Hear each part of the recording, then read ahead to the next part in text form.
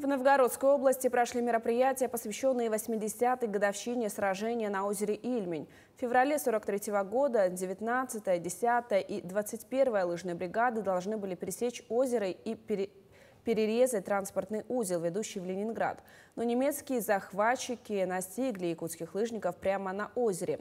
2/3 состава погибли, остальные дошли до берега и выполнили боевую задачу. В память о мужестве якутских солдат на озере Ильмень состоялся лыжный забег.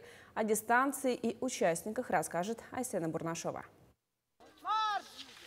По команде «Марш» более 50 лыжников отправились покорять дистанцию. От старта до финиша их отделяет 1,5 километра. Заезд хоть и короткий, но сложный. Ухабы и повороты через каждые 200 метров. Львиную долю участников представила Новгородская область. Это и лыжники со стажем, самому старшему 85, так и начинающие. Например, Саше всего 5 лет, и это его первая гонка. Ура, молодец! Молодец!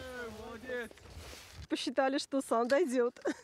Так и случилось. Но он самый последний пришел. Да. Зато сам. Сам, да. Прошел дистанцию и якутянин Алексей Бурцев. Он никогда не катался на лыжах, но приехать на Ильмень и не оставить свой след просто не мог. Как дистанция далась? Ну, тяжело было. Честно, да? Да, честно говоря.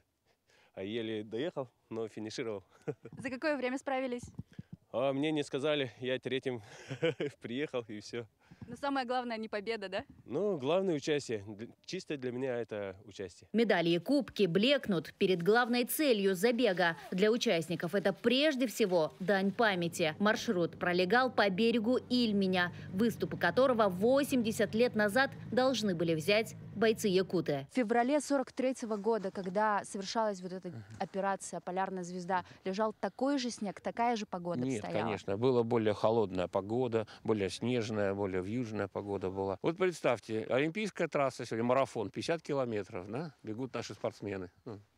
А им нужно было в полной выкладке со всей боекомплектом пройти 60 километров за ночь до рассвета, штурмом взять вот эти вот крутые берега, и еще пройти 10 километров до трассы и перерезать ее. Но жизни якутских лыжников оборвались прямо на озере. Немецкая артиллерия наносила удар за ударом. Силы бросила и авиация. Для 700 якутян операция «Полярная звезда» стала последней.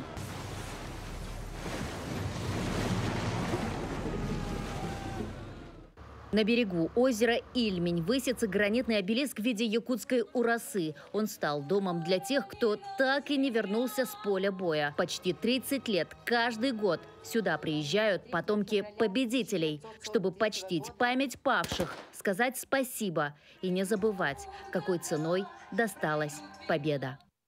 Здравствуй, легендой овеянной Ильмень, гордость и слава российской земли. Вновь повторяя с небес твое имя, клином плывут над тобой журавли.